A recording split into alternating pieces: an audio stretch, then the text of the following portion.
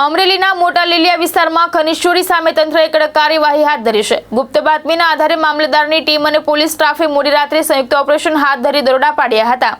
લીલિયા વિસ્તારમાં ખનીજ ચોરી થતી હોવાની ગુપ્ત માહિતી મળ્યા બાદ તંત્ર એક્શનમાં આવ્યું હતું। રાત્રે અંદાજે 10:30 વાગે મામલતદારની ટીમ અને પોલીસ સ્ટાફે સંયુક્ત રીતે દરોડાની કાર્યવાહી હાથ ધરી હતી।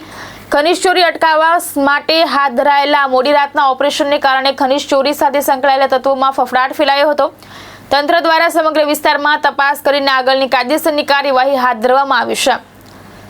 જે આજરોજ હું અને મારી ટીમ તાલુકાના લોકો તરફથી જે અસહ્ય ત્રાસ ડમ્પર ચાલકોનો હતો તેના અનુસંધાને વારંવાર અમોને રજૂઆત આવતી હતી। તે અંગે અમોની ટીમ સાથે આજે રાત્રિના 10:30 આસપાસ પૂતળિયા ગામેથી રેતી ભરેલા ડમ્પરોનો પીછો કરતા તેઓએ ત્યાં ગામની અંદર શેરીઓમાં ડમ્પરો સંઘરી દઈ અને લોકો નાચી છૂટ્યા હતા। ત્યારબાદ અમારી ટીમે દરેક શેરીમાં ઊભા રહી અને દરેક ડમ્પરને એક જણાએ કોર્ડન ઓફ કરેલ।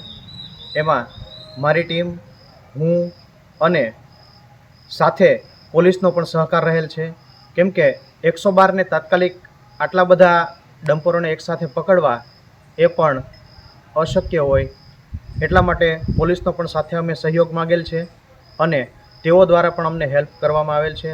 આજરોજ અમે કુલ 5 ડમ્પરો પકડેલ છે, જેમાંથી એક રેતી ભરેલું છે અને બાકી અમારી ટીમને જોઈ બીજા ડમ્પરો ખાલી કરી નાખેલ હતા। તેઓને પણ હું અમારી ટીમ સાથે આજરોજ અહીંયા મામલતદાર કચેરીએ લઈ આવેલ છે, જે અંગે હું આગળની કાર્યવાહી હાથ ધરવાનો છું।